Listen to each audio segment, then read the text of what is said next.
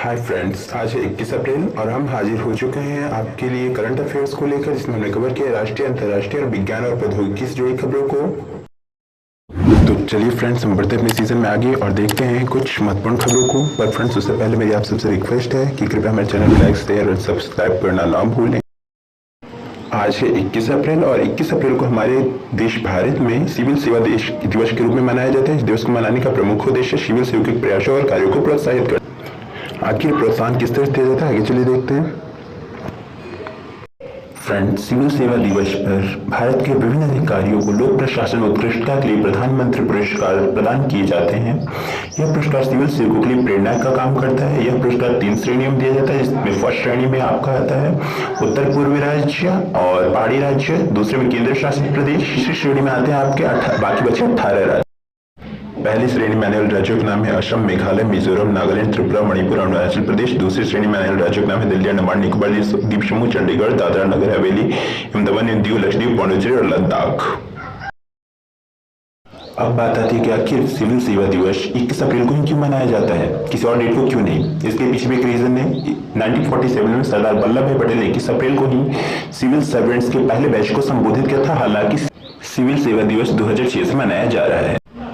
चलिए अब देखते हैं आज के दिन के महत्व को। सरदार वल्लभ भाई पटेल के अनुसार सिविल सेवक भारतीय अर्थव्यवस्था की रीढ़ है। वे लोक प्रशासन के सुचारू रूप से चलाने के लिए अथक प्रयास करते हैं और उनकी जिम्मेदारी सत्ताधारी पार्टी की नीतियों को कार्यान्वित करने की ओर होती है।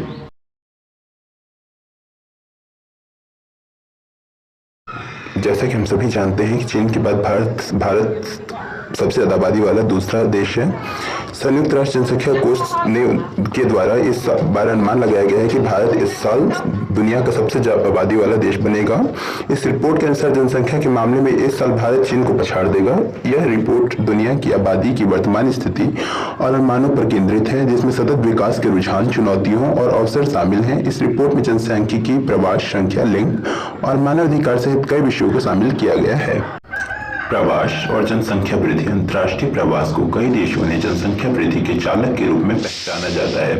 रिपोर्ट के अनुसार पाकिस्तान ने 2010 और 2021 के बीच प्रवासियों का उच्चतम शुद्ध प्रवाह देखा है। रिपोर्ट में उन चुनौतियों को अवसरों पर भी प्रकाश डाला गया है जो प्रवास ला सकता है, जिसमें आर्थिक लाभ और सामाजिक सामंजस्य शामिल है। इस रिपोर्ट में यह कहा गया है कि पुरुषों के लिए वर्तमान जीवन प्रत्याशा 71 वर्ष। 2021 में नवजात शिशुओं की सबसे अधिक जनसंख्या एशिया और उप सहारा अफ्रीका में थी, जो इन क्षेत्रों में मातु एवं शिशु स्वास्थ्य के निवेश की आवश्यकता पर प्रकाश डालता है। 2050 में संयुक्त राष्ट्र द्वारा अनुमानित औसत दीर्घायु विश्व स्तर का लगभग 77 वर्ष है। थेल्स डाटा थ्रेट रिपोर्ट 2023 जारी की गई Thales data threat report 2023 cyber सुरक्षा प्रवृत्तियों और खतरों का एक व्यापक विश्लेषण है। इसने भारत और विश्व स्तर पर रैनसमवेयर हमलों और क्लाउड डाटा उल्लंघनों के बारे में कुछ संबंधित निष्कर्षों का खुलासा किया है। इस रिपोर्ट ने इन हमलों में उल्लेखनीय वृद्धि पर प्रकाश डाला गया है, जो व्यवसायों को उनके संवेदनशील डेटा की सुरक्षा के लिए मजबूत सुरक्षा उपायों को लागू करने की आवश्यकता का संदेश देता है। इस रिपोर्ट में पाया गया कि रैनसमवेयर हमलों में भारत और दुनिया भर में उल्लेखनीय वृद्धि देखी गई है। भारत में आधे से अधिक 52% आईटी पेशेवरों ने पिछले 12 महीने में रैनसमवेयर हमलों में वृद्धि दर्ज की है। यह रैनसमवेयर हमलों में बढ़ते खतरे और ऐसे जोखिमों को कम करने के लिए व्यवसायों को तैयार रहने की आवश्यकता पर प्रकाश डालता है। साइबर हमलों के मुख्य लक्ष्य क्या है, अभी हम देखते हैं। रिपोर्ट में साइबर हमलों की प्राथमिक लक्ष्य के रूप में क्लाउड संपत्ति और इंटरनेट ऑफ थिंग्स उपकरणों की पहचान की गई है। भारत में 53% उत्तरदाताओं ने दावा किया कि उनके IoT डिवाइस सबसे अधिक लक्ष्य थे। इसके बाद क्लाउड आधारित स्टोरेज और क्लाउड डिलीवर एप्लीकेशन थे। यह इंगित करता है कि व्यवसायों को साइबर हमलों से बचाने के लिए अपने क्लाउड संपत्तियों और IoT उपकरणों की सुरक्षा को प्राथमिकता देने की आवश्यकता है। हर साल 21 अप्रैल को संयुक्त राष्ट्र द्वारा विश्व रचनात्मकता और नवसंचार दिवस मनाया जाता है। इस दिन संयुक्त राष्ट्र के सतत विकास लक्ष्य को प्राप्त करने के लिए नवाचार और रचनात्मकता के महत्व के बारे में जागरूकता पैदा करता है। संयुक्त राष्ट्र विकास कार्यक्रम यूनेस्को और यूएनएससी द्वारा प्रकाशित क्रिएटिव इकोनॉमी रिपोर्ट के अनुसार 21वीं शताब्दी में रचनात्मकता और नव संचार किसी देश की दो मुख्य संपत्ति है। इस समय जब कोविड-19 के कारण अंतर्राष्ट्रीय लॉकडाउन की स्थिति बन रही है, वैश्विक अर्थव्यवस्था को चालू रखने के लिए प्रमुख आर्थिक खिलाड़ियों के लिए रचनात्मक होना महत्वपूर्ण है।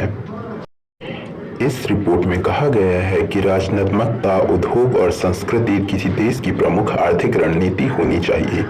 इस उद्योग में दुनिया भर में 2.25 बिलियन अमेरिकी डॉलर राजस्व उत्पन्न करने की क्षमता है। यह दुनिया भर में 29.5 मिलियन नौकरियों का उत्पादन करने में सक्षम है। राष्ट्रीय क्वांटम मिशन क्या है? भारत के केंद्रीय मंत्रिमंडल ने हाल ही में राष्ट्रीय क्वांटम मिशन को मंजूरी दी है, जो क्वांटम प्रौद्योगिकी की शक्ति का उपयोग करने के उद्देश्य से एक महत्वपूर्ण पहल है। 6003 करोड़ रुपए के बजट और 8 साल की अपेक्षित अवधि के साथ मिशन क्वांटम कम्युनिटी क्वांटम संचार और क्वांटम सेंसिंग की क्षमता को अनलॉक करना चाहता है।